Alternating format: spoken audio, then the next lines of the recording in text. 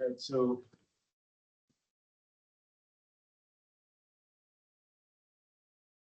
Hi, Amelia and Kathleen, can you guys hear us? Yes. Yes, thank you. Great. I think we're going to get started. Yeah, start in just a minute. Thanks for joining. It's only one of the table mics, as long as they're red. It's on. They're on.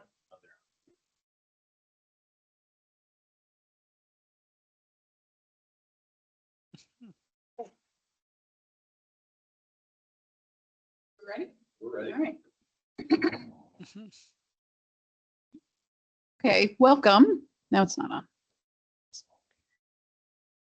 on. Welcome to the August 14th, 2025 Zero Waste Committee meeting for the Ulster County Resource Recovery Agency. I'd like to take a roll call. Donna Egan, present. James Gordon. It's going to be a little bit late. Erica Brown, present. Okay. Agency staff, Mark Ryder. Here.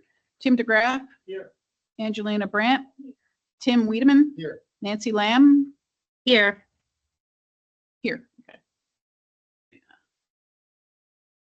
Okay, we'd like to start with a Pledge of Allegiance, please.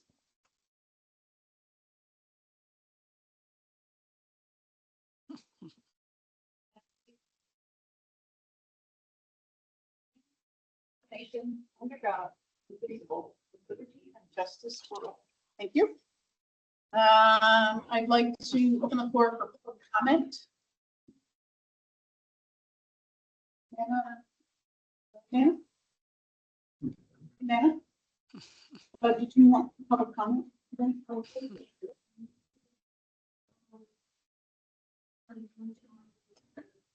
you want to come speak to the mic?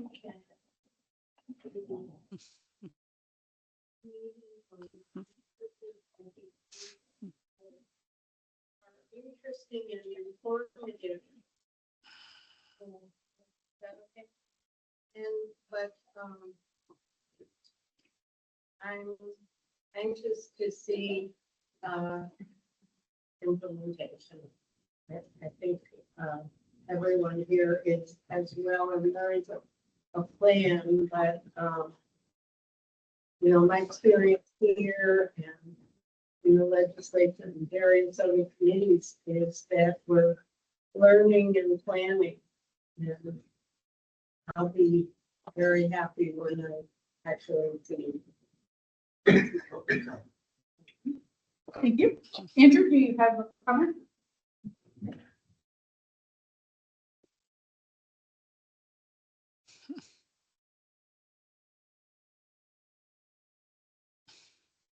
Okay.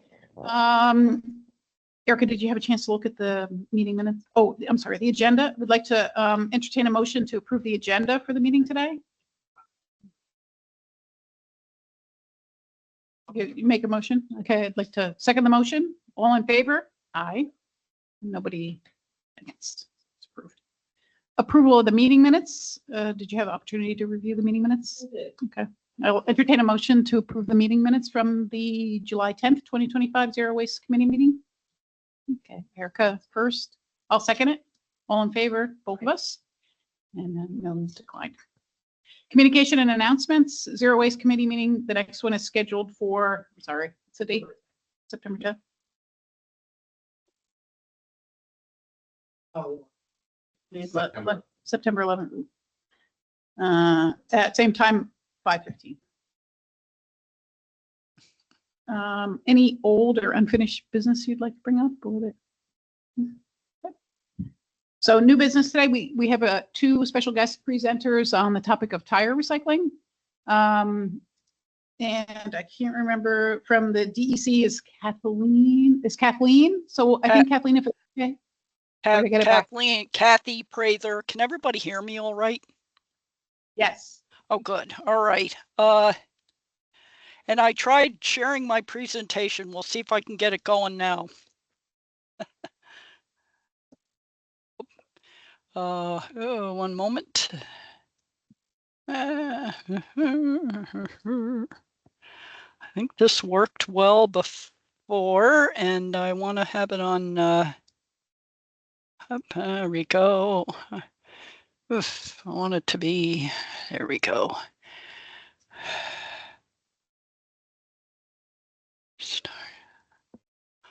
Oh, you know what? It might be best if I, oh, wait a minute. There we go. Hide the person. Hey, how's that? Can everybody see all right? Well, Okay, Nancy's nodding yes, thank you. Yes, I am Kathy Prather, and I'm supervisor of the solid waste recovery and medical waste section at DEC Environmental Conservation in Albany central office. And I do a lot of work with tire recycling facilities and beneficial use and recycling of tires. So I'll try to get through this as expeditiously as I can. I just have a few slides here, and I hope it meets the needs of your committee. And there'll be time for questions, I hope, afterwards as well.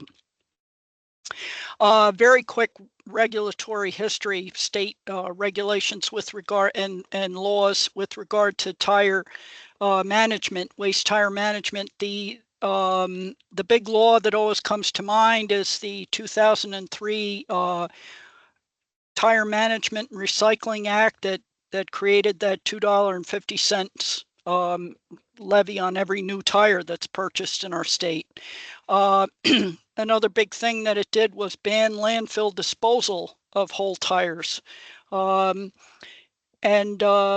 started that non-compliant like illegal tire dumps like the Fortino and Mohawk Tire, and I'm sure there's some down your way in the Hudson Valley there that were cleaned up using that $2.50 levy there fee. And the other thing it has been some research, including a study that was done by Empire State Development in 2006. And then more recently, our director has been able to funnel some of the money to the SUNYs for research of various waste streams. But in this case, tires, trying to see what markets we can expand for tire recycling. And University at Buffalo has been doing that. And they just completed the first, what I'd call the first phase of that this past year. And the reports are up on our website, and I will provide the links for that. With regard to legal tire sites, tire management facilities, tire recycling facilities, we can go back before 2003 to 1989.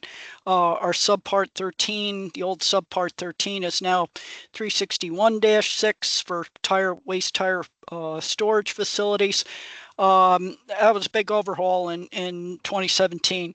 And the current regulations are as of July 2023. There we go. Some quick metrics. I got these from UB's reports. The general consensus is that about 1 tire per person per year is generated in terms of waste tires, in New York State. UB went painstakingly through all our annual reports and our other statistical compilations, and they have anywhere from 10 to 11 million tires. There's a bit of a gap there. My humble theory is that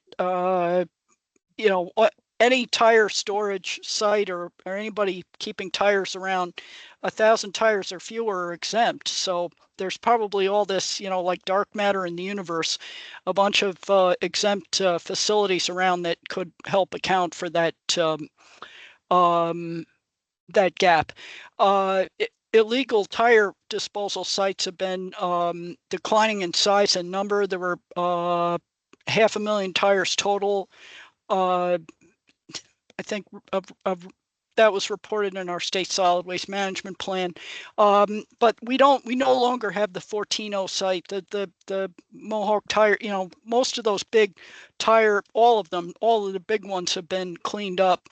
The big illegal tire dumps around the state, and we still get, illegal pop-up sites that we need to clean up and enforce against. That still happens, but not nearly at the scale we had 20 years ago. The largest tire companies handling tires. I know these dates seem like a while back, but they're what we've got in terms of verified data. HTI, casings, and crumb rubber manufacturers, CRM, are the big ones by UB's research. I'll try to keep this moving along here. Breakdown of tire types, 80% are passenger tires, not about 20% truck. A few, thankfully, a small number are off-road and loader tires because they are very difficult to process and recycle.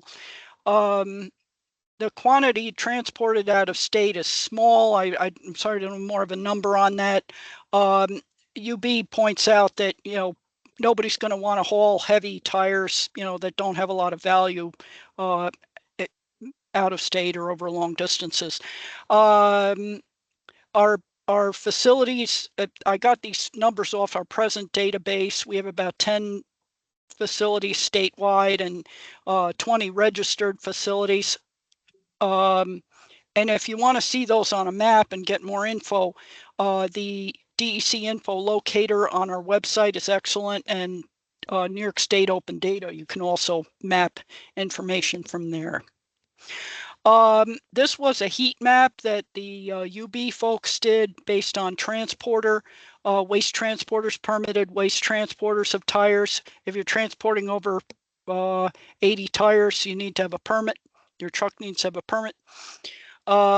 So they, from the annual reports from those, we've got a bunch of figures here, and no surprises. You're seeing, Buffalo, Rochester, Syracuse, Binghamton, Albany, New York City as the loci of tire generation and transportation, waste tire generation and transportation. So those are the big areas of that. Beneficial uses, which is my specialty. We see an awful lot of crumb rubber, which we don't have a good handle on, ironically, because it's not a solid waste under statute. Crumb rubber is not a solid waste, and our regulations reflect that. Small projects, we've got just a whole bunch of little projects, retaining walls, soil filled, mats, which I had a picture of at the beginning there, flattened tire treads, a ton here, a ton there, under these case-specific beneficial use determinations, a letter from us. Farms, we allow under general beneficial use determination, the anchoring of bunker covers and storage tarps on farms. Other uses that are not considered beneficial use are use in landfills, which sounds like a contradiction to our ban on landfill disposal, but these are in fact for shreds that are used as daily cover on a landfill, or for the haul roads in the landfill, or gas vent layer. We also have, let me go back here. We've got some use of tires as fuel, but that really has been declining enormously. There were air regulations a few years ago that greatly cut the amount of mercury, and apparently tires contribute to the level of mercury in stack emissions, but or if not mercury, something else, but tire-derived fuel definitely fell out of favor. So the bottom line is that we're definitely generating more tires than we can use beneficially in a sustainable basis. That is not in a landfill as a landfill haul road. So we must do the UB and our state solid waste management plan have said, we must do what we can in terms of policy to increase tire markets and beneficial use markets for recycling of tires. Possible additional beneficial uses that UB and DEC have talked about in different contexts. Using tire chips tire-derived aggregate outside the landfill has been talked about for decades. It's fallen on out of favor, but there's actually an ASTM standard for tire chips in civil engineering. There's DOH did a regulation that allows their use in residential septic leach fields. For some reason, that hasn't taken off. There was a previous study center at UB looking at some of the benefits of tire-derived aggregate. It's insulative, it drains well. There's just a lot of cool uses for it, but again, those uses have not taken off. Something UB wants to revive is interest in pyrolysis, tire pyrolysis, which is very controversial due to air emissions concerns. But can we create products with pyrolysis such as carbon black and tire oil that we could make new tires from? Rubberized asphalt, UB is trying to revive that. DOT had some less than stellar experiences with rubberized asphalt and rubberized sealer, pavement sealers using crumb rubber in the past, but UB and the U.S. Tire Manufacturers Association are trying to encourage DOT to take another look. Just saying, baled tires, I don't like them. Them we do not like. We've seen some proposals to use baled tires as sub-base and building insulated walls for houses and things. Just bad experiences there. Something we don't want to encourage. What's happening in terms of further efforts for beneficial use? We are putting a great deal of store in academic research and some of our actions to try to promote tire recycling. We've got UB looking at phase 2 of research where they're going to look at doing some more risk assessment of tire rubber in the environment, and they're going to look at some more uses for tire-derived carbon through pyrolysis.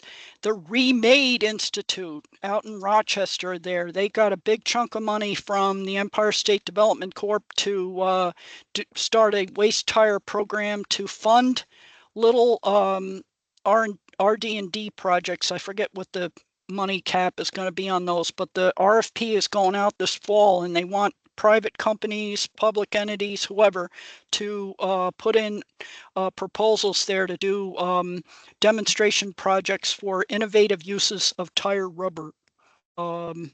So look, keep an eye on that if you're interested. I've got the link for their website.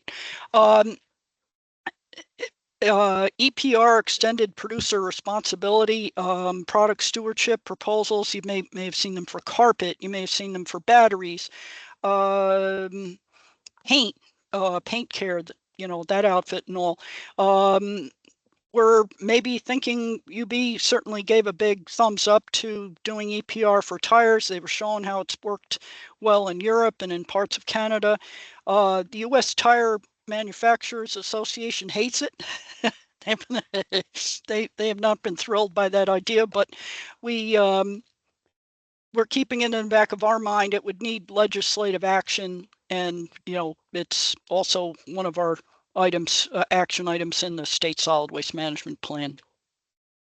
How am I doing here? I'm going to wrap up here very shortly. I've just got a slide or two more. Here's some links for the places I talked about, our tires page, all about the tire abatement, some of the history there, cleanup of illegal sites, links to maps of the old tire sites on open data, the research reports from UB, other stuff about our regulations and all. The maps I talked about there in open data and DEC info locator, Remade Institute, and the New York State Solid Waste Management Plan. And that's my contact info. I sent these slides, by the way, I just sent them to Tim DeGraff there. So hopefully you'll have them if you want to refer back or reach out to me. And that's all I have. That's great stuff. Thank you very much. Are there any questions? I have one. So at the beginning of the presentation, you had mentioned that there was $2.50, I think, on new tires. Mhm. What is, so to me, that is kind of a type of EPR, I think. So what's been looked at, like in the UB research, what would they look at adding for EPR onto each tire? Was there an amount that they're looking at? They actually, UB, if you read their policy report, they contrast the idea of levying the fee on each tire with EPR. They don't equate those two. They show the differences between what they outline as an EPR program, which would be much like paint care and call to recycle and some of these other waste streams. The industry would, the legislature would require industry to pay into a fund to create a stewardship organization, recycletires.org or something, and much like paint care, and then it would be where you could bring back the tires to a convenient, like a tire shop, I guess free of charge, and then they would come back to this central spot, and they would be picked up by a recycler and recycled, and there'd probably be goals for percent recycling, percent recycled. I'm just thinking of what they're trying to do with carpet and what they've done with paint and batteries, but it would look different than what's happening now. Right now, you pay your fee and it sort of goes into the ozone, or comes to us for managing the tire program, but it's still up to individual shops to hire somebody to pick up the tires, and maybe they get recycled, maybe they they end up as daily cover in a landfill. I think a bunch are going through this crumb rubber through CRM and places like that, because crumb rubber does see quite a bit of value and quite a bit of use. Athletic fields and so forth. There's still a shortfall, more generation than there is recycling, but quite a bit is being used. Just a lot of it we don't see or hear about because of all the exemptions and exclusions from regulation. But I hope that helps somewhat with the and then I guess I didn't realize, so the customer pays the fee, but Yes. Is it a deposit? okay, and then on EPR, it not would a be the deposit. paying. EPR, I think it would be free. You're making me think now, because Right. it would be the man, you would bring you'd be able to bring back like one. Well, right now, actually, the law not only do you pay the $250 for your new tire, but you can also turn in one old tire for the one new tire.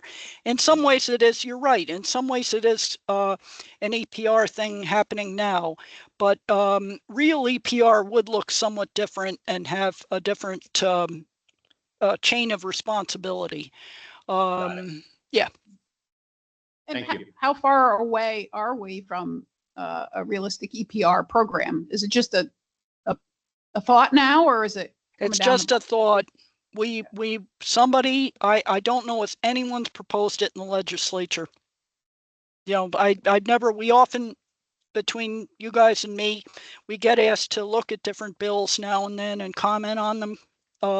I've never seen anything come up on the radar of a legislative bill yet. So looking at PREA for packaging, then that tells me we're probably 3 to 4 years away at minimum. Yeah. Without moved through the legislature. A couple other questions. You mentioned DOT kind of answered my question, but I mean, really, they're a huge market, and they're not being very receptive, it sounds like. And they've been burned. They tried a demonstration roadway with some years ago, and it cracked and it didn't hold up well. I want to say it was someplace south of Albany. I've been told technology's moved on quite a bit. There are different gravel or aggregate mixes for the pavements, different technologies of pavement manufacture where crumb rubber would fit in a lot better. They actually do have a spec right now for using crumb rubber in a pavement sealant, like, you know, between the cracks of the pavement or whatever. That I think that is actually in their standard specs now, but it's not very popular. You not only have to have the spec out there, it has to be the cheapest. You know, people are bidding on these jobs. It's always been challenging to get innovative and recycled materials into road construction, but we should keep trying. One other question. You said something about mercury and the emissions for, do they contain mercury? As soon as I said that, I'm like, oops, I'm not sure if it's mercury or something else, but the takeaway from that was that tire-derived fuel was contributing to negative effects on air emissions from a couple of power plants, and they said, we don't want to go there. And they stopped using tire-derived fuel. They were using it, like Fort Drum was using a bunch of tire-derived fuel for years and years. You know, my understanding was they stopped using it because of changes in air emissions and stricter air emissions. And I thought the issue was mercury. Mercury is such a relatively volatile constituent, and it is naturally present in you know, the mineral contents of things like rubber and, you know, other things that we use in small amounts, but of course it ends up in the air column and as an emission. But don't quote me on that. Sure, again, you know, that might be worth researching. I just, you know, combustion of tires has fallen out of favor. UB, to their credit, I think, is looking at producing products through pyrolysis, which would be the high temperature without the oxygen present and capture of all the emitting components. But yeah, I don't know if that helps. Yes, thank you. Jim Gordon entered, so. Hi. Sorry I'm late. I was delayed on a bus up from New York City, so thank you for your presentation. Do you happen to, I know you didn't see the presentation, you happen to have any burning questions about? About tire burning. Yeah, It okay. was really interesting that I walked in right then. We give you a summary after if you Great, like, and we're yes. getting the presentation. Tim has a presentation, so he's going to provide it to us. And then Great. Erica, did you have any questions? Oh, thank you, Kathy. Okay, thank you so much. All right. Will you stick around for the second presentation? I would Or like would to. you- Yes, Okay. After that I should probably jet, but yeah.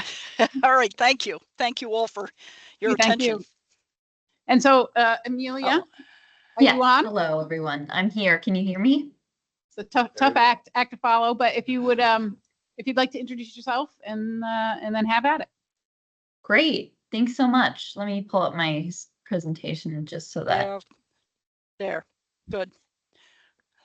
Just a reminder to everybody in the room, you actually have to have the mic in front of your mouth because we're recording, and the only way it'll pick up on the recording is to have the mic in front of your mouth. Okay. You can see my screen? Yeah. Yes. Thanks everyone. Hello, I'm Amelia Chichalaski and I work for USTMA. Kathleen had just mentioned us a little bit. We're the U.S. Tire Manufacturers Association, so we do work closely with some of the state regulators as well. And we represent about 11 tire manufacturers. They have to be located in the U.S. And I'm going to be sharing a little bit what Kathleen mentioned on the markets, but go a little bit more specific. Since I know you are looking at zero waste, so what kind of markets could we potentially be looking at there? So it's a end-of-life tire management report that we release every 2 years. So we'll be doing our 2025 one next year. So this is data from the 2023 end-of-life tire management report. And then I'll go a little bit into some of the organization's collaboration that is located in New York area, look to try to push forward the zero waste and a little bit generally about kind of takeaways as well. So I'll go into those now. And just keep in mind that these are focused on passenger and truck tires in the US. So this is not, you're not going to, the data from off the road huge tires, those aren't part of this report and that we usually pull. So as I mentioned, USTMA provides about 170.6 billion in an economic footprint and 291,000 jobs in the US between manufacturing plants, distribution, and retailing. These are all the members, and it's about 80% of the market that we represent. And just FYI, I do work more on end-of-life tires, so manager sustainability and recycling policy, focusing on that specifically.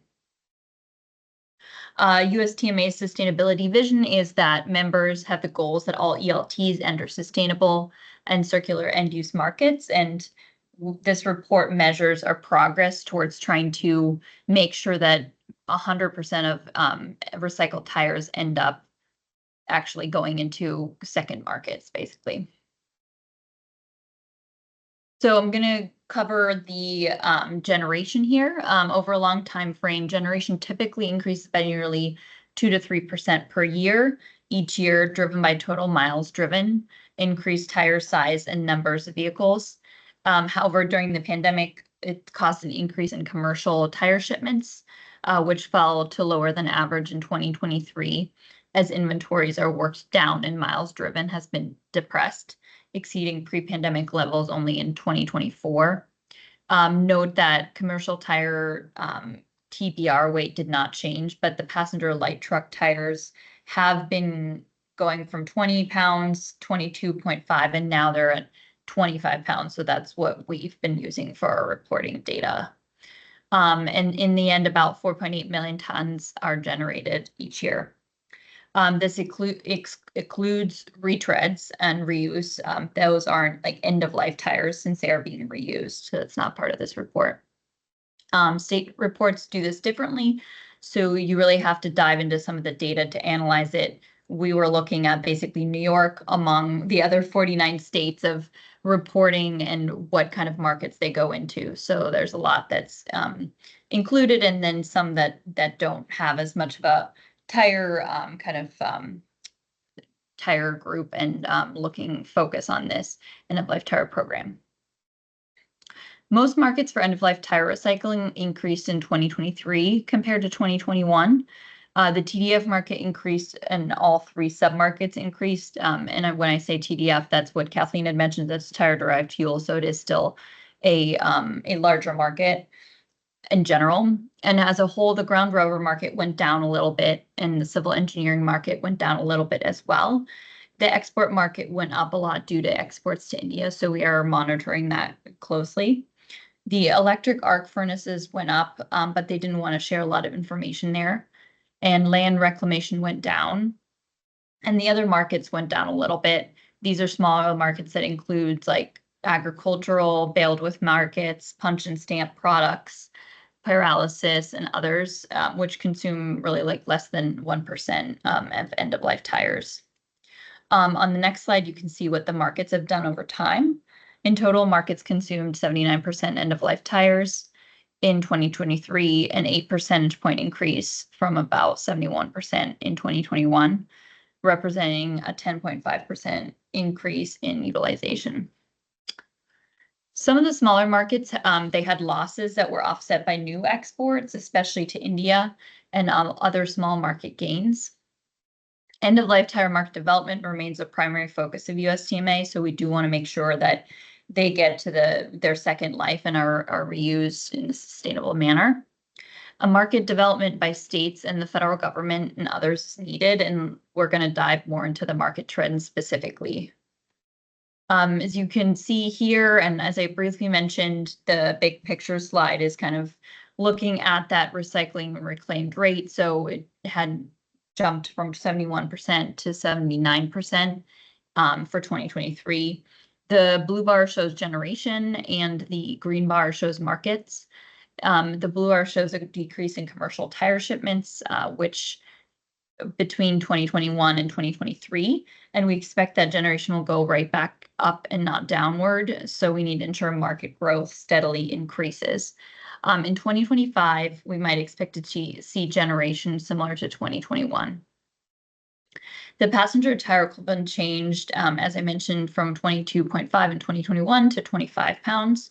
So based on that information, that's from the Tire Industry Association that they use, that explains the jump in total to market and generated tires in weighted tons from 2021 to 2023.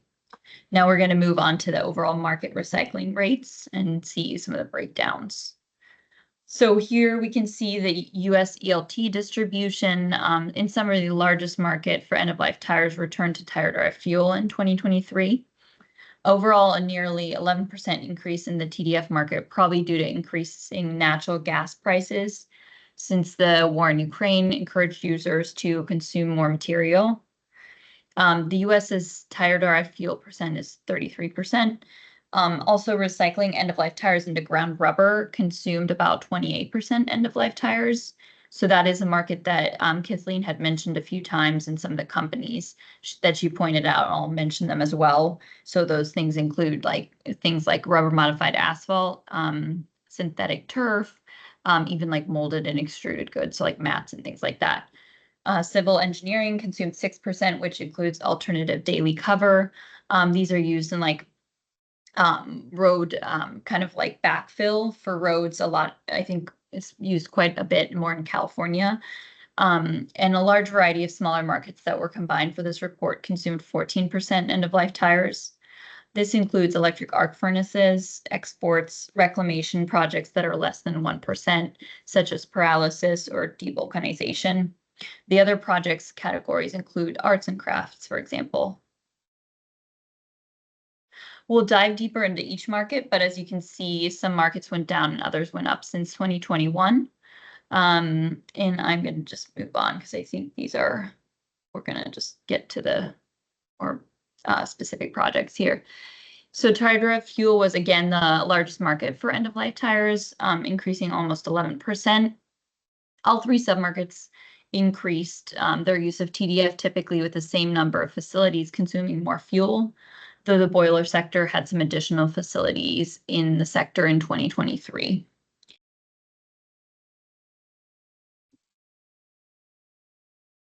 And cement kilns consumed the most tires, increasing 15% since 2021.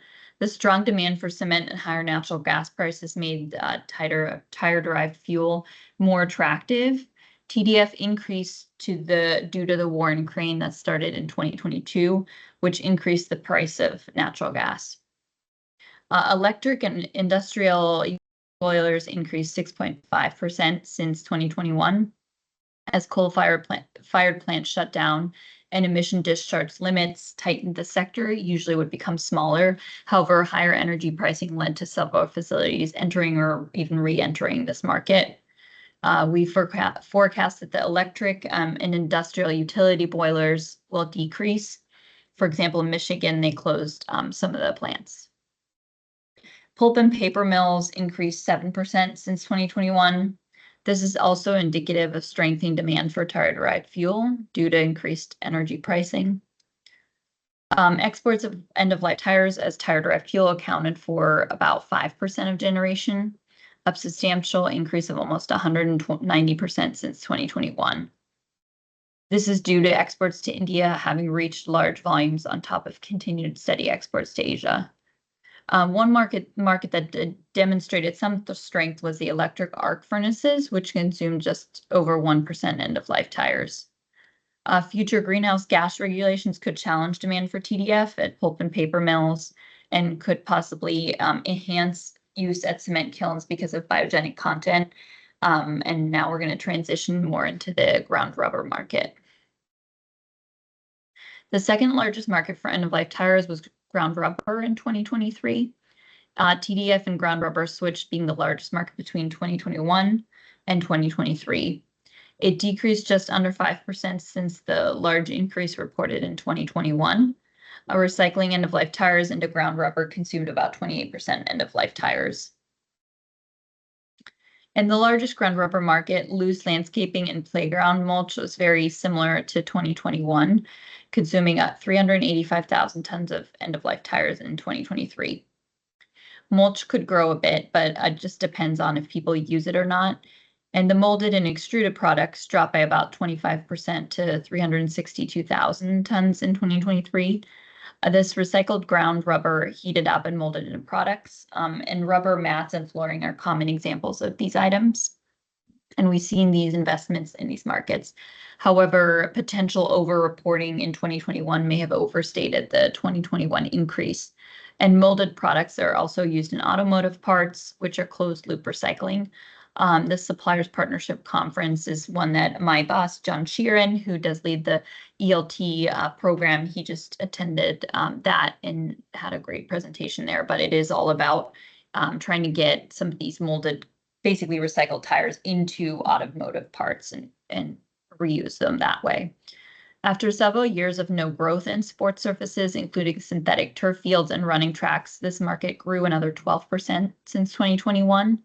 By 2021, there were some studies answering the questions favorably, and producers were good at calming concerns. And now the federal government and Office of Environmental Health Hazard Assessment, or WEHA, within the California EPA study are positive and will increase this market.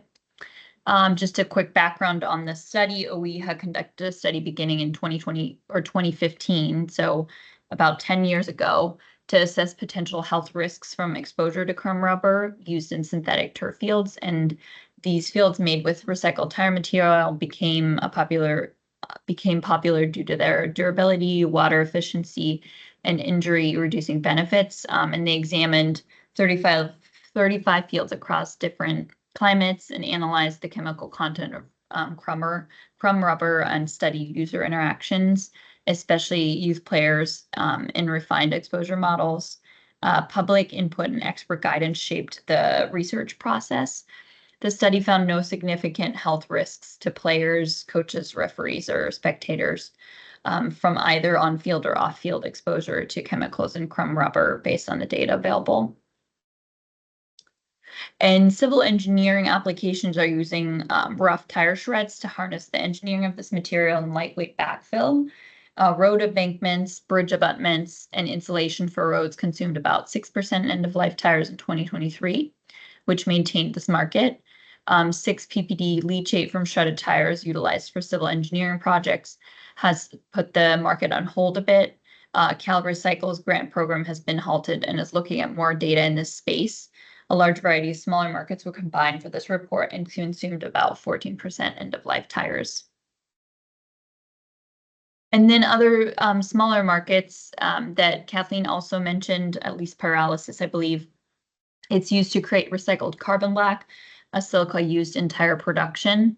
And this technology currently accounts for less than 1% of tire reclamation and recycling. This could help significantly reduce the need for newly extracted or produced materials for tire production if backed by sufficient investment. And what I mean by the sufficient investment is it does take large plants to go through this process and set this up. And we've seen some of the plants, get started and then they just don't have enough funding for them. So devulcanization is another small market that needs expensive and high technologically machinery to scale up. This process reverses the vulcanization of rubber, recycling it so that it can be vulcanized again and converts that rubber waste into a new virgin raw material, again, being able to be used for tires, for example. USTMA continues to encourage both public and private investment in these and other new technologies that can help bring us closer to a circular tire market. And now we're going to look at stockpile tires, and this is in the US, so it's a little bit broader, and then I'll go into New York specifically. States continue to reduce illegal or abandoned stockpiled tires from the US EPA estimate of over 1 billion back in 1990 to less than 48 million nationwide in 2023. This over 95% reduction is the result of decades of progress at developing the end-of-life tire recycling industry and remediating the stockpile sites. Stockpiles include half the inventory of monofills in Colorado. So their stockpile numbers over 26 million. This does account for over half of the US inventory. Colorado's monofills are permitted with financial assurance. So this is the reason for the large amount of tires. We count half of them in the stockpile number. Note that Colorado does have an active cleanup program, and I know they just received a pretty large grant to work on tire recycling. Texas stockpiles account for about 1/4 of the total stockpile inventory. Texas continues to make progress reducing its inventory, though it slowed in this latest report. And then the remaining 9.6 million end-of-life tires and stockpiles, just over 20% of the total, are spread over the remaining 48 states, with New Mexico and New Jersey having over 1 million and 46 states having less than 1 million, in most cases far less. This is what was reported for us, to us, so it doesn't catch all the piles, but we do have, you know, the majority in here as where we get the data from them from the different states. And just a quick side note here, we are trying to take advantage of the positive momentum from this report and addressing the challenges ahead as well. We're increasing our focus and efforts on the Tire Recycling Foundation, which is the broad-based whole value chain initiative. So whole value meaning you're going to have tire retailers, distributors, processors, as well as the tire manufacturers involved in the whole process of tire recycling and tire manufacturing. And we're trying to get them together in order to try to find markets for end-of-life tires. And this is led by the USTMA and the Tire Industry Association.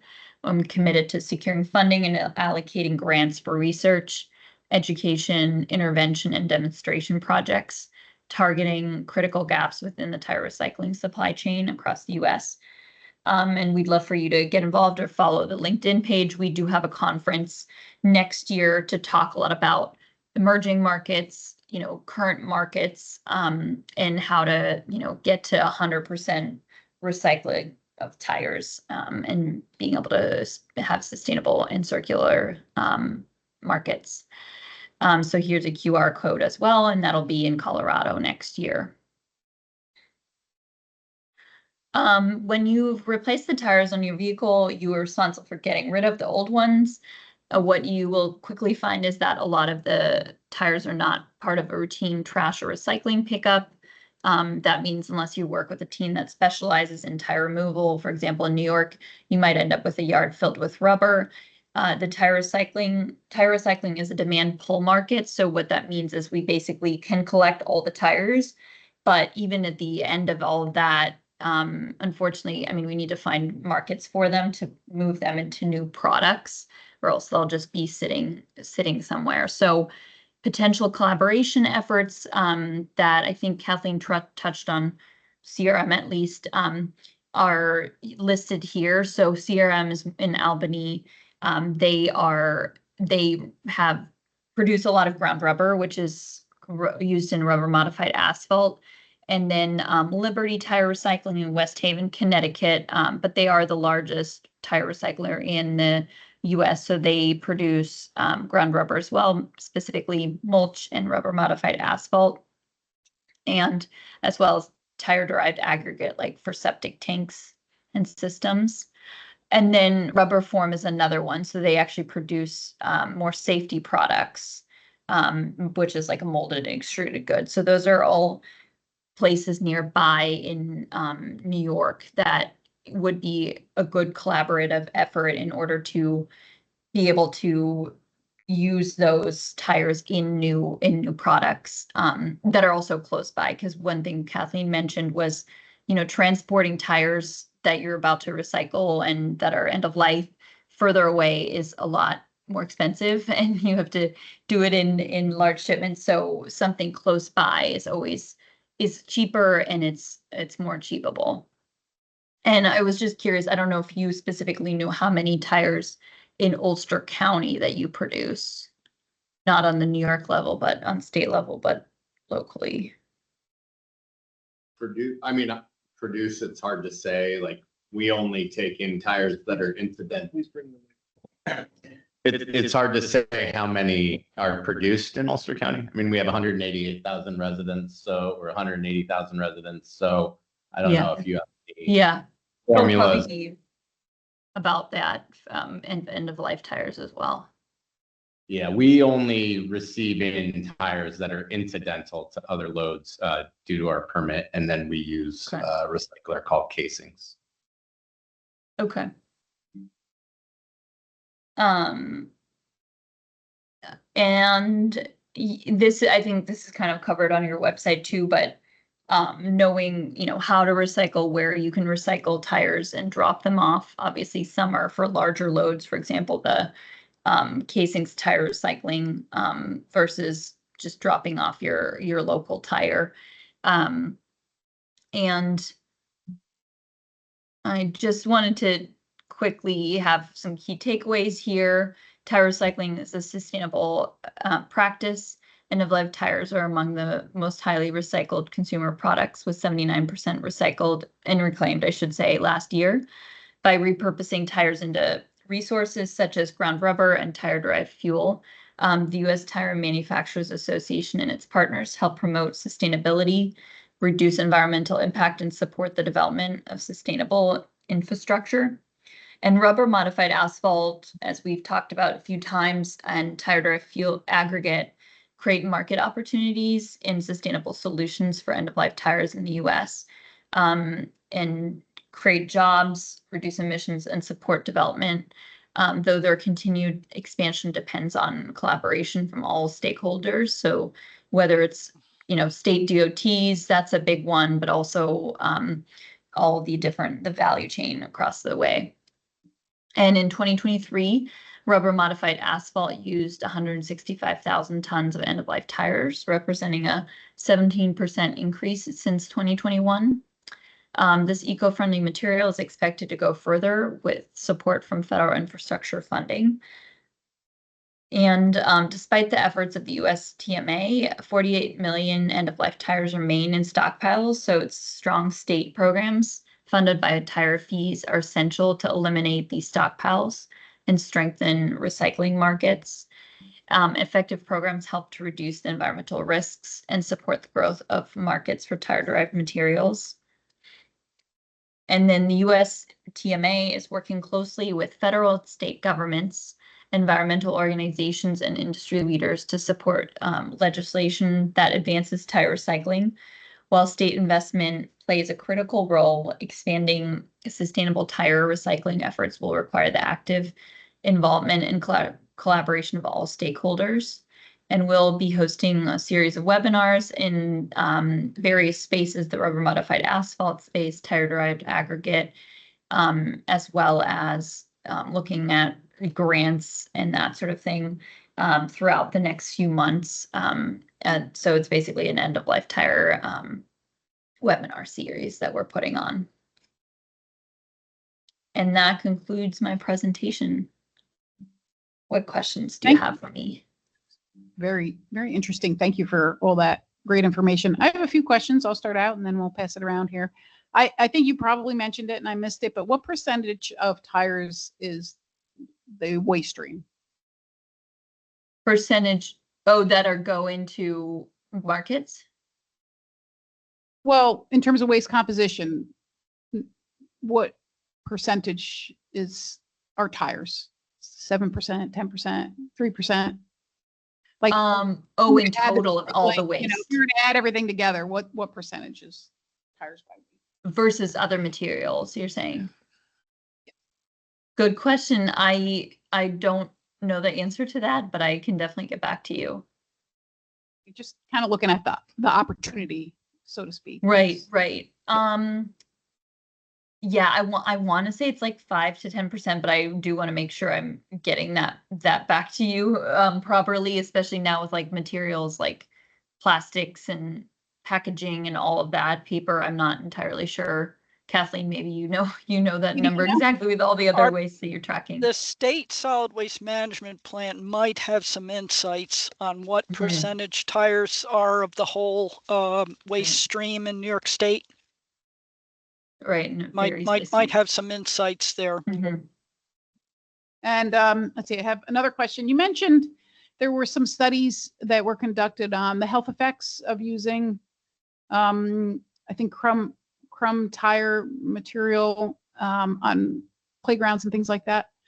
Have there ever been any Yes. studies on like stormwater impact for using crumb rubber as a mulch, for example?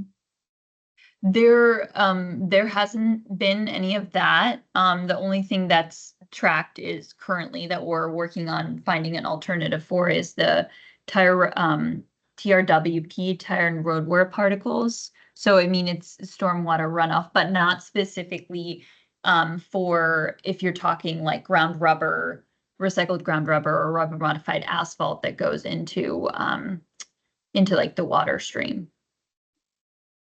Okay. That's something we're trying to see if we can get grant money or how to research that. But I know California is also looking at that. And then one last question for me, and that is, are there any major, and it's kind of an ignorant question, I guess, but are there any major processors in New York? I think you said there was one in Connecticut, and I didn't hear who the other one was. CRM Albany? is big. I don't even know. They stand for some crumb rubber manufacturer. Crumb rubber, I think. yeah, Yeah. yeah. So they're located in New York. Let me just see, man. Not far from here, I don't think. I think Yeah. they're right in the capital area here. I'm not sure exactly where in Albany, but I believe that's where they're located. And they focus on ground rubber, specifically rubber modified asphalt, and also ground rubber like for synthetic turf and infill and like for playgrounds. So they're pretty close. They're probably going to be the closest, and rubber form. So they're located in Lockport. And I'm sorry, forgive me, I'm not as familiar with New York, but they're located in Lockport, and they create a lot of safety products like for roads. So whether it's like a barrier or signs and that sort of thing. And I was on their website the other day again, and I mean, they have some pretty good stuff that's really good. And all of it is from recycled tires. Okay, does anybody else on the committee have questions? Erica, do you have any questions? Out of the tire manufacturers, what percentage of those folks are members of your association? Out of all of the tire manufacturers, it's well, basically USTMA represents 80% of the market. Is that what you're asking? Well, that's an answer. Yeah, that works. Okay. Thanks. Yeah, so there are some that are not members, and then, these are, yeah, so. I think maybe one more question. Even of the market, so is that tires produced or number of manufacturers? It's the tires for the 80%, or Yes, sorry. it's the tires produced.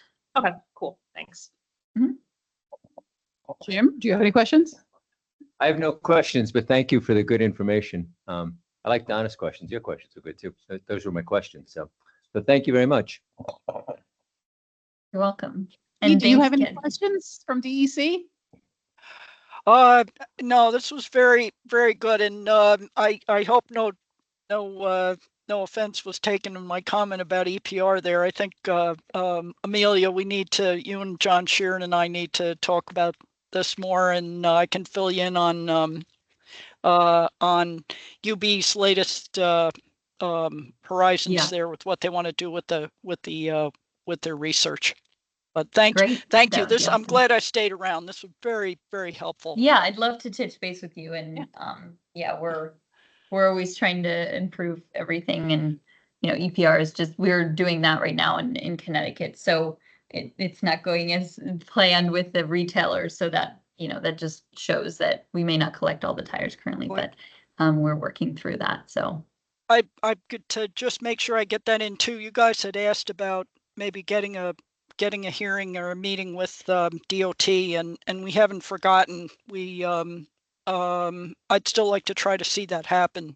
I have some new contacts over at DOT, so we shouldn't let that fall to the wayside there, and talk about what the latest is in the rubber modified.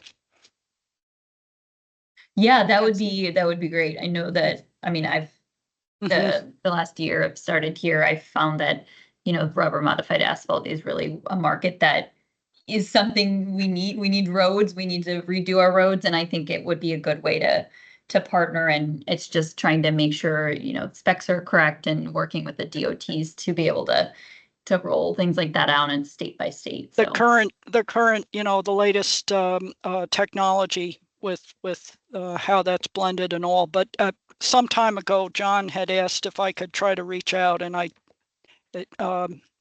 let's circle back on that, definitely. great. Okay. Okay. So thank you both so much. Those were excellent presentations. And one more minute. I mean, we got to go into our next meeting now, but does anybody else from the board want to have any, Mike or Andrew, do you have anything, or anybody in the audience? Okay, we got another one here. So Angelina had found a waste composition. Now it includes textiles, but rubber, leather, textiles is 11% roughly of the total composition. I think So that rubber you think that's. No, tires that on includes its own? tires, but tires does not have on the state. In the state, I mean, we can look at other places, but what we found. That seems like an odd combination to me, but. And then just one, because this came up at the last meeting. So there are 12 of the MRDCs that take tires, 12 out of what? How many? 19. And then just getting back to last month, 10 of them do textiles.